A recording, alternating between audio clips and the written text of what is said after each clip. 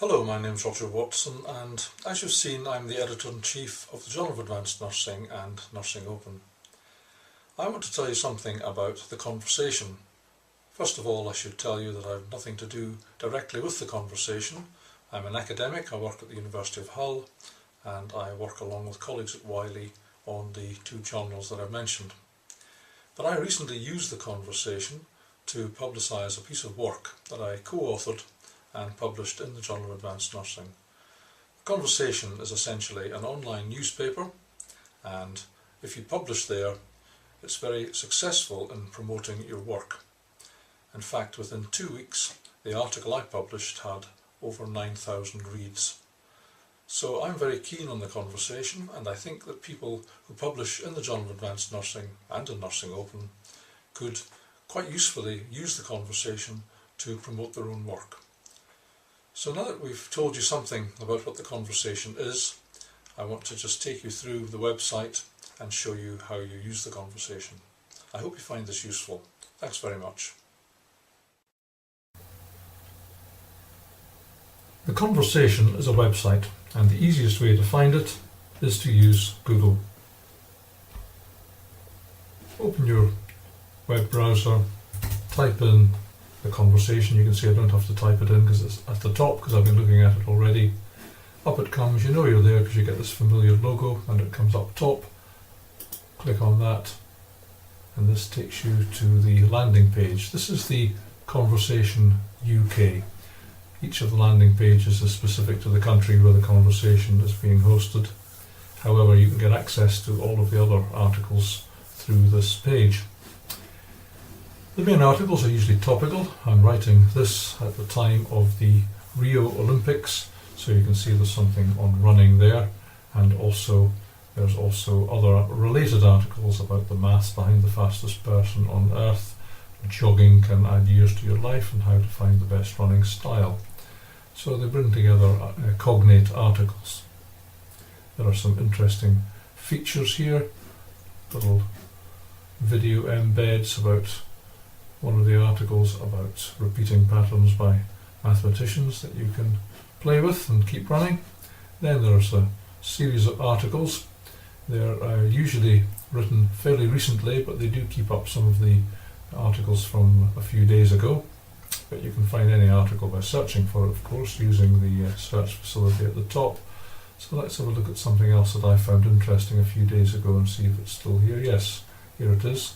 Why time seems to go by more quickly as we get older.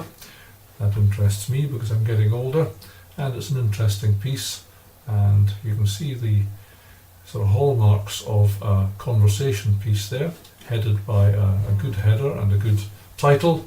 The title's usually given by the people at the conversation. They like to have nice pictures in it, which they'll provide, and also you can have embedded videos in there, but they're also very happy if you're prepared to do something that they can link it to through various links in the article. So the hallmarks of a conversation article are that they are short and they're written in a very particular way that I will tell you about later.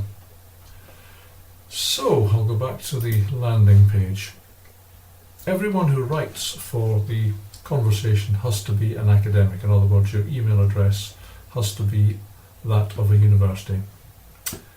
So how do you become involved in the conversation? Well, first thing is to register. I'm already registered here. You can see you can register or sign in with various social media, but I use my university email.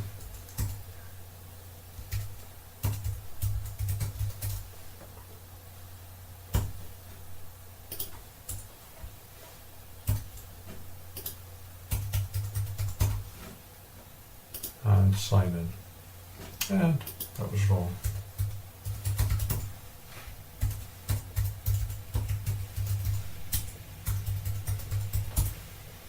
That's better. Just thought I'd show you that. Takes me right to my profile page, and I've written one article. It's had 9,500 reads, and it gives you the breakdown of where the reads have taken place. Here's my article here. you're more likely to survive hospital if your nurse has a degree, and you can click on the actual article here. Again, you see it's a typical conversation article, nicely headed with a diagram taken from the paper and reasonably short. If we look here, look at my profile. Here's my profile here. This is obviously not how it looks if you search me in the conversation. It's good practice to have a photograph. It displays your institution, your job title. It's good if you can put in your website and a short piece about you. You can tell the site what your Twitter account is, and you can put in any honours, your gender, year of birth, and so forth, and save that profile.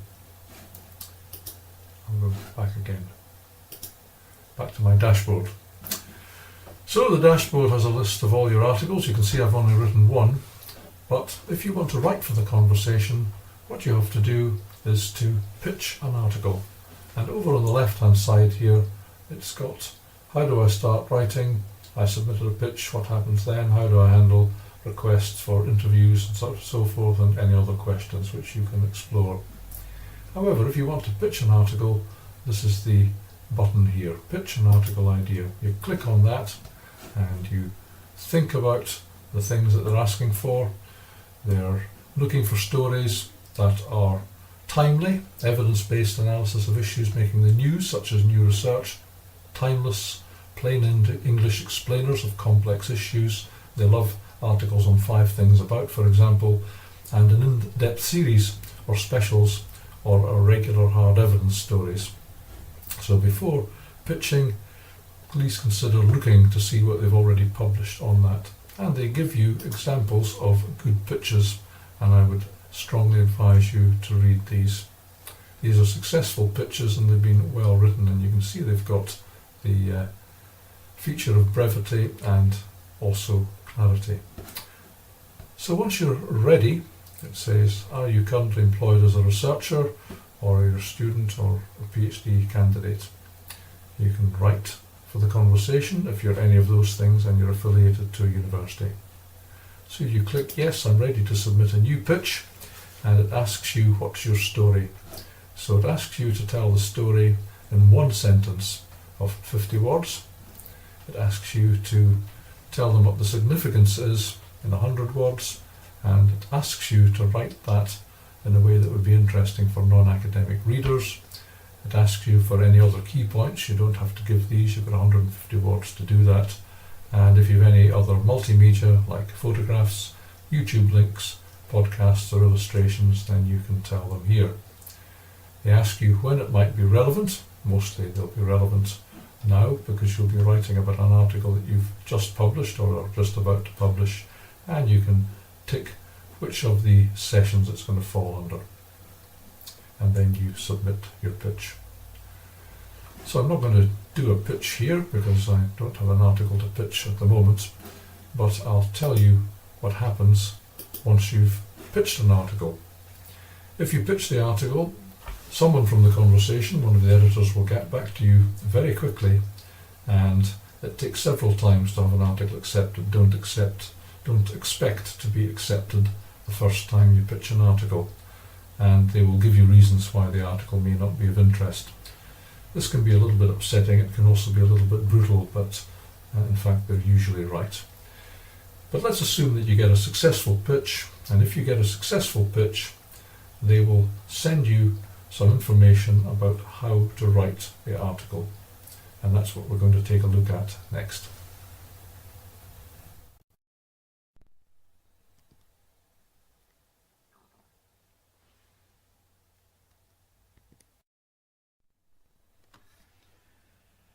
So if you're lucky and have your pitch accepted for the conversation, here's the advice they give you for writing an article. Please write a short piece, 700 words, as per the brief that they give you.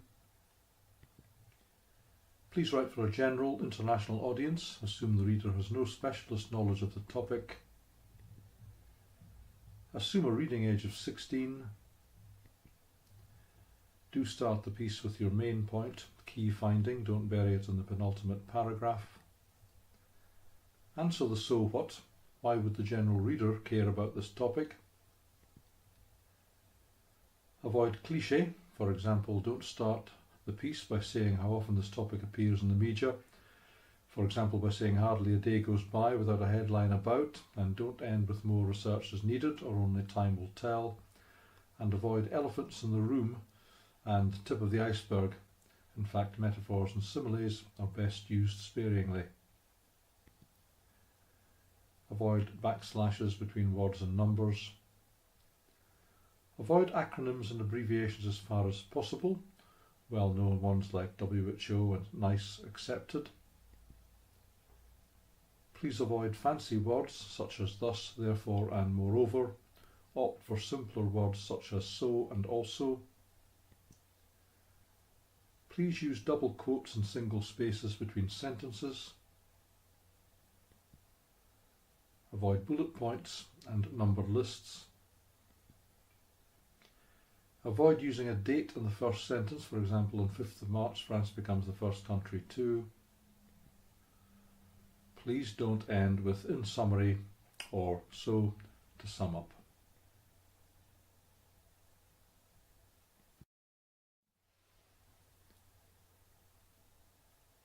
So why don't you think about writing a piece for the Conversation next time you have an article published in the Journal of Advanced Nursing or Nursing Open, or in fact any journal. We're here to give you some help. You can easily find out how to contact us from the journal web pages. It might be a good idea in any case to write a 700-word piece on any article you publish along the lines that I've just described. This could be useful for any media outlet. But please think about the Conversation.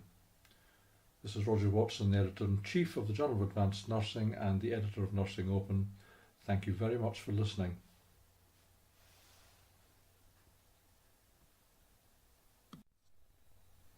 This podcast was produced in association with youpublicationslimited.com.